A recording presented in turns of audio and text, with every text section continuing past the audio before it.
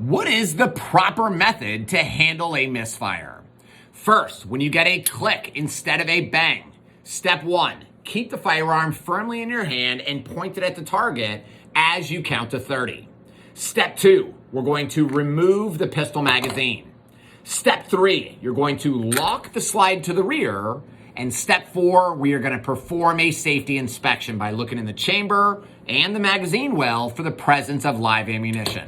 That is exactly how you should handle all three of the deadly malfunctions.